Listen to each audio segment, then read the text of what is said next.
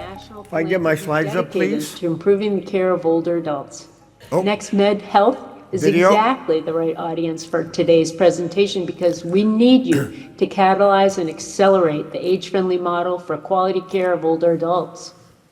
AgeWave CEO Ken Dychtwald, my friend and one of the foremost experts on trends in longevity, is our featured speaker today, and you are in for a great session as we discuss powerful new data. The AgeWave team partnered with us to better understand older adults' views of healthcare and enlisted the Harris Poll professionals to record the voices of those older adults. Our study shows what older adults want and what they're not getting. And we have concrete solutions to make care more age-friendly. I know you will find Dr. Dychtwald inspiring, and I hope you'll leave today with a new vision for meeting the demand for age-friendly care. Ken, welcome, and thank you. Thank you, Terry Fulmer. I'll tell you what, before I get rolling with what I'm going to try to make sense of with you today, let me ask you guys a question that I often ask. If you'll raise your hands, how many of you would love to live to 100? Okay, we've got about 3/4 of the hands up. And if I say no matter what, most of the hands just came down. So I'm going to invite everybody to stand up for a second. And if you would turn to somebody sitting behind you or near you or in front of you and tell them why. Why did the hands go down? Share what you think just happened.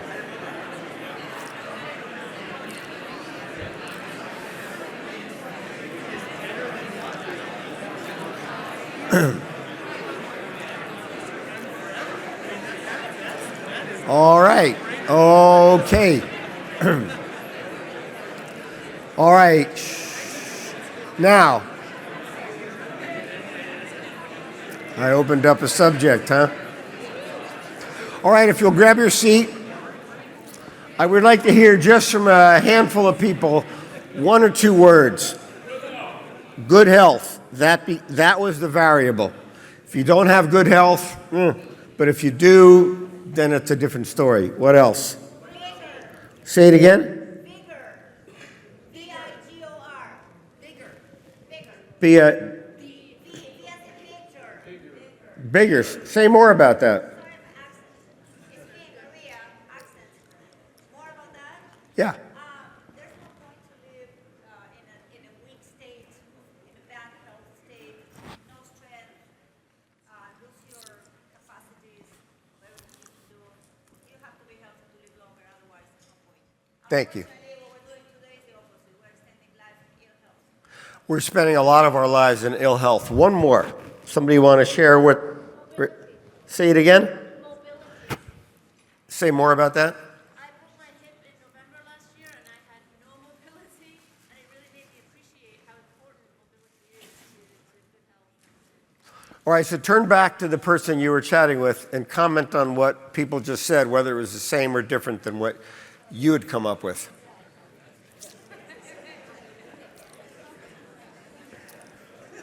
All right.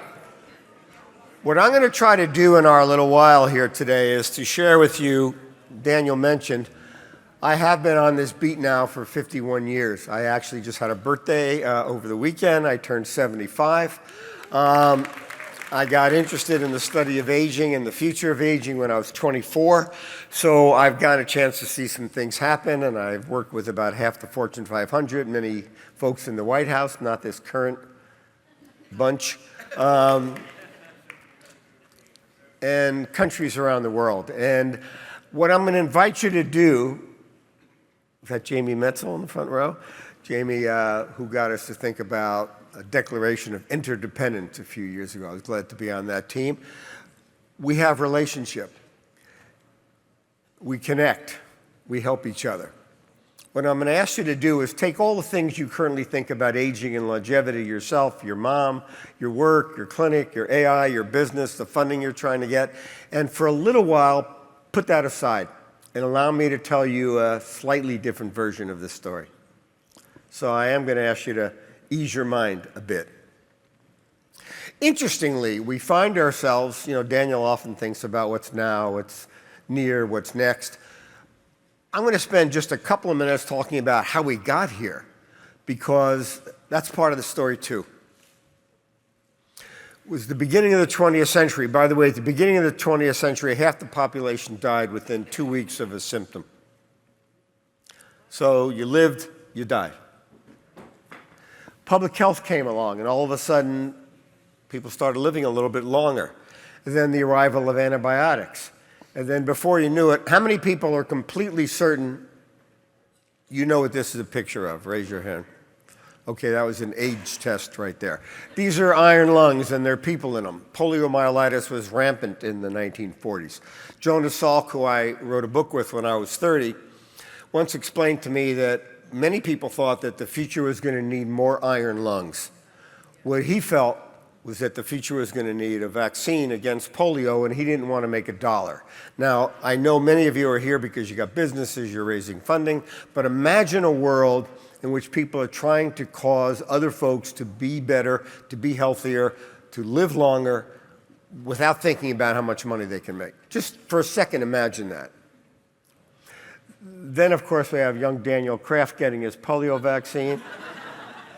Then the arrival of so-called lifestyle interventions, an extraordinary breakthrough which allowed us to decode DNA, from which we've seen very few breakthrough impacts. I'll get to that in a minute. And by the way, before my little talk is over, I'm going to share with you what I think has got to happen for us to live a better version of a long life. The arrival of an extraordinary pharmacopoeia, just unimaginable a century or so ago. The speed variable that COVID introduced, we all thought about, but man, did things start going faster. And then we all saw one or another version of this picture.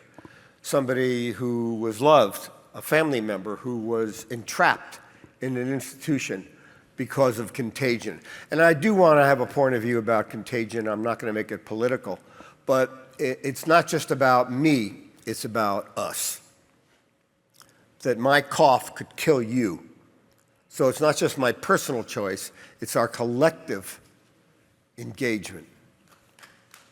Yeah, I mean, it's one thing if I've got a sprained ankle, you're not going to catch it. But if I've got some sort of a certain kinds of viruses and I sneeze on your kids, I can kill them. And then, of course, in the last few years, it's almost unbelievable. Everywhere we turn, talk about AI, and I'm going to put that in a little while where I think it fits.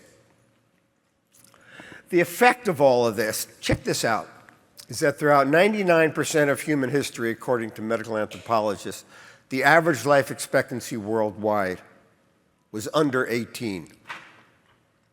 So this has never happened before. Everything about this topic is new. Everything I'm going to be covering in a few minutes is new. The things you're engaging, it's not just that your technology is new. The idea of 50, 60, 70, 90, 100, maybe one day 150-year-olds, commonplace, it's never happened before. Think about that just for a moment. 2/3 of all the people who have ever lived past 65 in the entire history of the world are alive today. And as someone who has spent, when it was 23 years ago, I was on 60 Minutes, and Morley Safer introduced me around the studio, and he said, Ken Dychtwald here has talked to more people about aging than any human being in the history of the world. And that was 23 years ago. So I have studied older adults, and notwithstanding the somewhat ageist, funny clip that was shown before I came out, most older people are clueless about what they ought to be doing with themselves. They are the pathfinders in a new frontier. Should they work? Should they not work? Should they reinvent themselves? If they're widowed or divorced, should they fall in love again? Can they fall in love again? Can they learn to play a musical instrument? Can they make a new friend? Who can I be when I'm 90 is not a part of our universe. Now check this out. Let's put our demographic hats on. This is the 20-year period in which we're currently situated. I want you to take a moment and swing around to somebody on the other side of you, and I know some of you got some empty seats. But talk about if you knew this was happening, What would you be excited by? What would you be worried by? Take a moment. Take a moment, please. Other people's ideas can sometimes change our ideas.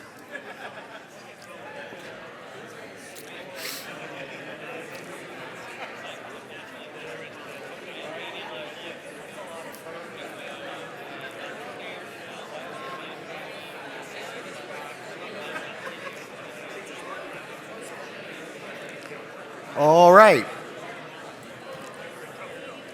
You know, I showed this slide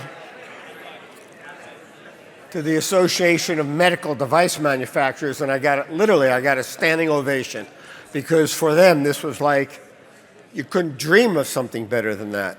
Last month, I gave a speech in Washington for the heads of all the pension funds. Yikes, when they saw this slide. To have a growth in the number of older people. And by the way, there's a peculiar dynamic going on, because at the same time that we're seeing a growth in the number of older, unwell people, big chunk of the health profession is retiring. So we're going to see shortages that have never existed before. Keep that in mind. So then the question becomes, where do you put this longevity bonus? I've got a little clip in here from a few decades ago of a boomer reflecting on the aging process. Value this time in your life, kids. Because this is the time in your life when you still have your choices. And it goes by so fast. When you're a teenager, you think you can do anything, and you do. Your 20s are a blur. 30s, you raise your family, you make a little money, and you think to yourself, what happened to my 20s? 40s, you grow a little pot belly, you grow another chin. The music starts to get too loud. One of your old girlfriends from high school becomes a grandmother. 50s, you have a minor surgery. You'll call it a procedure, but it's a surgery. 60s, you'll have a major surgery. The music is still loud, but it doesn't matter because you can't hear it anyway. The 70s, you and the wife retire to Fort Lauderdale. You start eating dinner at 2 o'clock in the afternoon. You have lunch around 10, breakfast the night before. Spend most of your time wandering around malls looking for the ultimate soft yogurt and muttering, how come the kids don't call? How come the kids don't call? The 80s, you'll have a major stroke. You end up babbling to some Jamaican nurse who your wife can't stand, but who you call mama. Any questions? Yeah. He did a very clever job. One of the places that I've been captivated that I think people think incorrectly about aging and longevity is that we assume that we live a linear life plan, which is the way it kind of was, and you learned once, you worked like a crazy person, and then you retired for a little while. I'm looking at Anusha Ansari, who's like on her 19th career. You know, how many other people do we have who have lived on the space station, have been an engineer, an entrepreneur, is now running X Prize? That doesn't fit in this scheme. And then people think, well, if you're going to have more longevity, you just get to be old longer.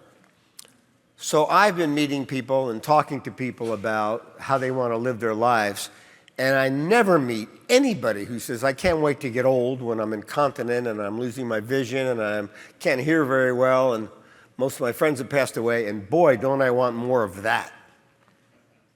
What people say is that if they could get the gift of longevity, they would distribute it. And a whole new model of life emerge. And you, in the healthcare field, may be freeing people to reinvent themselves. So it's not just that you're healing a problem or you're helping to avert a condition.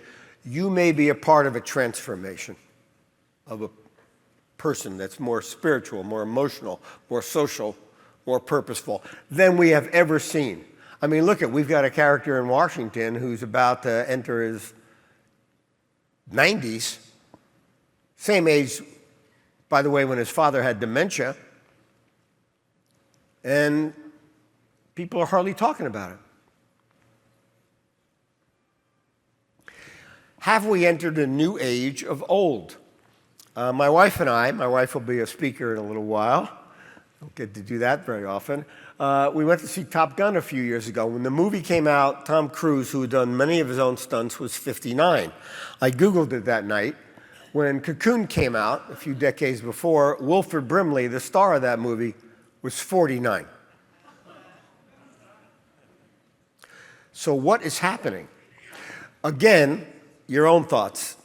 Who thinks they can say in a word or two what's happening? Awareness. And people are growing old younger. People are taking longer to get to be old age. Watch.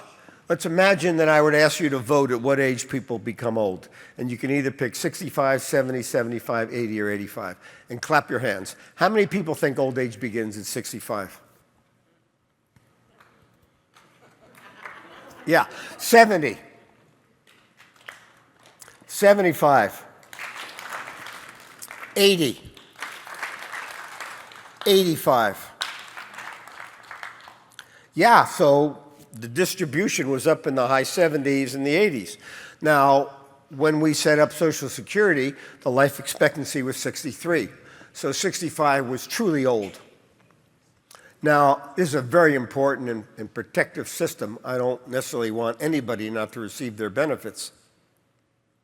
But there are questions about when does old age begin? But here's the crux of it for this meeting, at least from my view, and I'm not a bioscientist and I'm not a technoscientist. I'm sort of an explorer.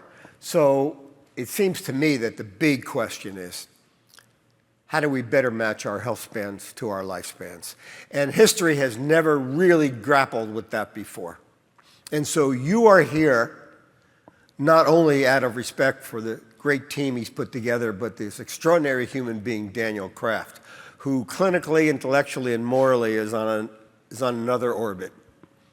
One of the great beings of our time. We're here, right? We're here to not just raise funds for our company or to promote an idea or to talk about our new technology. We're here to help create a new version of civilization than the one we have, through the other breakthroughs, brought about. And here's how it looks to me. I'm troubled by the fact that we are beginning to realize there's lifespan. It used to be called life expectancy. We're calling it lifespan now. And then there's health span, and they don't match. Not only that, but we, the United States, and I know we've got wonderful guests and friends and partners here from all over the world, but we in the United States are doing a miserable job. So we can say, let's add this or do that or do something to make some piece of our healthcare system better. But overall, we're doing a miserable job. Larry Brilliant, who spoke last night, used an esoteric word, shitty. Check this out, and you will never forget these next 3 slides. This is the global life expectancy at birth. The United States is 48th in the world when it comes to life expectancy. What? What? But wait, it gets worse. When it comes to health span, we are 72nd in the world. Now, we all ought to be beating that drum together. And we spend the most money, any country in the world. And it's not just that the nation spends money. I do a lot of work in the retirement territory, and the average couple in America, from retirement day to the end of their life, will need $472,000 to cover their health and long-term care costs. And by the way, last year, half of all the Americans retired with nothing saved. So we are heading for some crises that can be made less dramatic and less horrible if we together can create a model for health and well-being using the right technologies and intelligences to bring that about. And if we don't, that's what we're going to have to say to ourselves in our last moments. That what did I do to let that happen? So I'm going to talk about in my last 10 minutes what I think the 3 required course corrections are. And by the way, the Apollo 11, 92% of the time it was off course. So it was continually course correcting. I think it's fine that we've made mistakes. I'm not proud of them, but we have made mistakes and now we need to correct them. Your life is at balance. Your parents' lives are in balance. Your kids' lives are in balance because they'll be paying for it all. First, we need geriatric excellence. And I did a PBS special during COVID where I interviewed the 12 leading figures in the aging field. And I'm going to show you what two of the most formidable figures, thought about the word geriatrics or aging. If you were to recraft the field of aging, having learned what you've learned, what would you have there be less of and what would you have there be more of going forward? I mean, I really would prefer that we use longevity as the term because it's more aspirational. We want to live. Aging sort of makes you feel pulled down, but longevity gives you a sense that there's a horizon there and that it's not just your longevity, but the longevity of others. I think one of the important things is to get rid of aging and emphasize longevity. Well, I think that gives you a sense. No, wait. You're the director of gerontology or Mr. Aging, you're successful aging. Wait a minute, you're telling us we should dump aging? No, we should improve it by emphasizing longer lives. Because when you start talking about longevity as opposed to aging, you automatically put things in the life course perspective. And I think that's the direction to go. So do we have geriatric excellence or longevity excellence? Are we in the business now of cleaning up our language? When I wrote my first book, Body Mind, when I was 22. And a group of us came together in Berkeley, California, and we made up this phrase, holistic health. And I watched that catch on. I made up the word elder care. Years later, healthy aging I introduced. And so we need to get our language in sync. People say, well, why should we focus so much on older people? Well, I'll tell you why. Because they're the ones having most of the problems.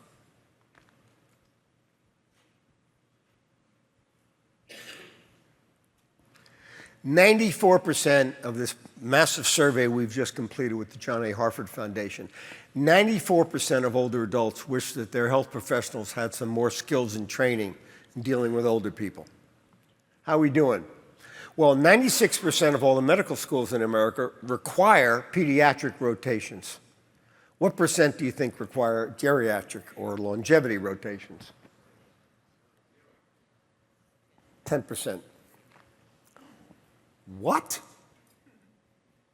If I were running Medicare, I wouldn't reimburse people unless they had some basic training in dealing with the complexities of older people. I wouldn't just go along with it. This is wrong. What else?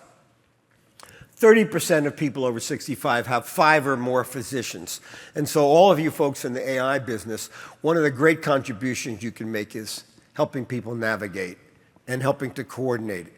Because if I'm 76 years old and I'm seeing 7 doctors and they're not talking to each other and they're all prescribing medications and they're all telling me to do this or that or read my report, how's anybody going to figure that out? And I'm a reasonably clever guy. You know, I've got a PhD. I've been in the field a long time. Somebody who might not have English as their first language, somebody who might be having some cognitive impairment, somebody who's confused by all the things that doctors say or getting beaten. I grew up believing that there were some things that were wrong and some things that were right. That's wrong. More than half the older adults say their doctors don't talk to each other. So who's supposed to figure out the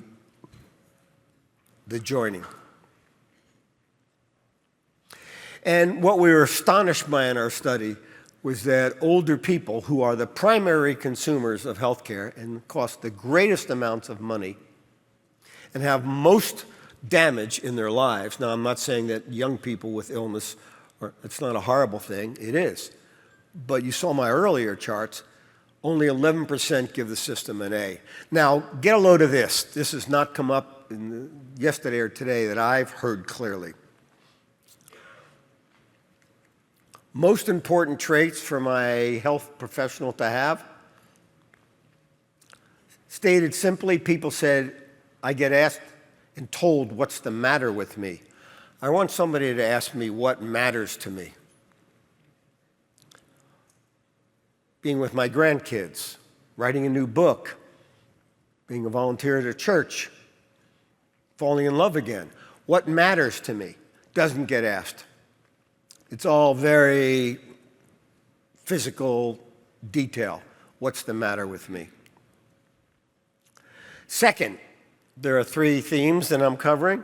Second, I think we need an AI-guided wellness and self-care revolution. And I know a lot of you are a part of that. And I'll use as an example, supplements.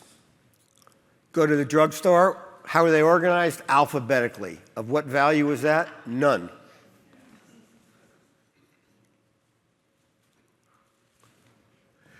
I think, by the way, my nickel, I think the future, most diagnoses will occur in the home, in the toilet. There are already companies in Japan and other parts of the world that are putting biolabs in toilets. So going to some sort of Quest lab or going to a doctor every 3 months or twice a year or wearing all kinds of devices, why not have it done immediately, easily, and get your readouts and your directions? And that's where part of the challenge comes from all of you. The average person trying to figure out, do I need a psychiatrist? Do I need medications? Do I need to do yoga? Should I do Pilates? Should I do it in the morning, in the afternoon? Should I eat this diet? Should I eat that diet? What about my genetic history? How do you gather all that and make sense of it? I was captivated years ago when all of a sudden global positioning satellites began to say, okay, where are you going? Where are you now? Let me track the routings and guide you there. In real time, make changes to help you get there most efficiently in the least amount of time. I think we need something resembling a health Waze. So rather than go one place to get some digital information, another place to get other digital, you guys, that's all in the back room. You guys integrate and synchronize so that I can be guided. If I'm Dave Zabosky, I can be guided to the healthiest version of me going forward. What's the role of the doctor and all that? Not sure. And I say that with respect. For many years, my wife and I had a physician at UCSF in the executive health department. She was a Vietnamese woman. Her background was Harvard, Stanford, and Oxford. She's about as smart a human being as I will ever encounter. Could she hold 1,000 different variables in her mind and organize them on a daily basis? No. So the more we do diagnostics and biometrics, the more we're going to need an intelligence that can harmonize and integrate and remember. AI was made for this. It's made for this. Takes me to my third theme and last theme. I'm a big believer in breakthroughs. It's amazing to me as I realize how many people don't believe that science will do anything for them. Do we spend a great deal of our taxpayers' dollars in our country, and I can show you other countries, but for now our country, on medical research? We do not. We pay for it, and we pay insurers, and we pay professionals, and we pay all sorts of characters and people, but we don't try to beat the disease in the first place. I'm captivated by the DNA breakthroughs that are going to increasingly cause CRISPR to allow us to recode. Yeah, I'm seeing more and more in gerontology. In the last couple, 3 years, it's gone wild. The number of people who believe that they can attack aging itself and cause people to live longer lives. We're learning as we study various species that aging may be fixed, it may be also manipulatable. Focused ultrasound. How many of you are familiar with focused ultrasound? Raise your hands. Okay, that's less than half the room. It's an extraordinary technology that here's a gentleman with essential tremors, and here he is after having these light beams right out of Star Trek, triangulated on a particular point and fixing it. About a year or so ago, I was diagnosed with prostate cancer. I had been an advisor to the Focused Ultrasound Foundation, and amazingly, my physician at UCSF asked me if I would consider what he called HIFU, high-intensity focused ultrasound.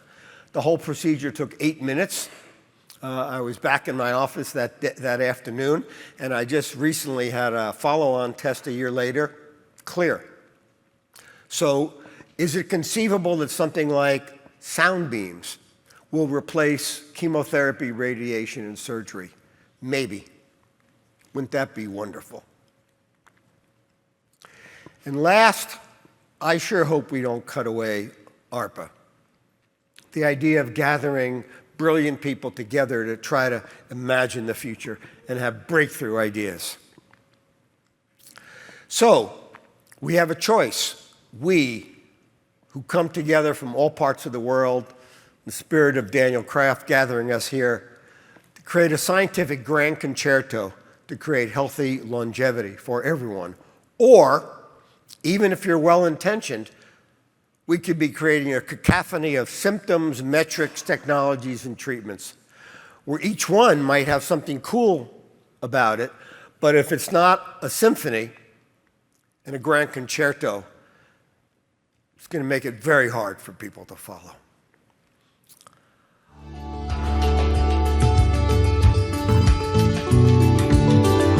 I run 17 miles every morning.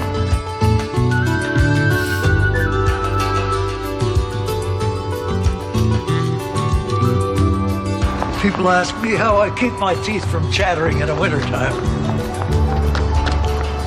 I leave them in my locker.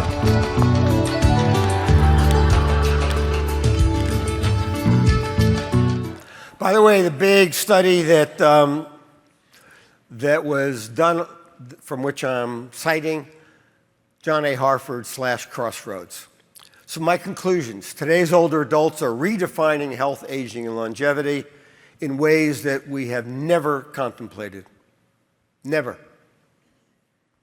Second, we need to create a user-friendly health system that better supports lifelong well-being.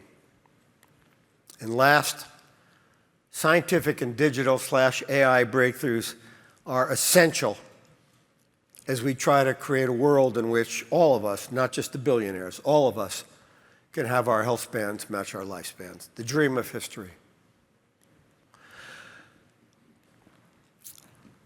I want to say thank you for allowing me to be back. Hopefully I've given you a few things to think about. Look forward to seeing you more at the conference. Thank you so much.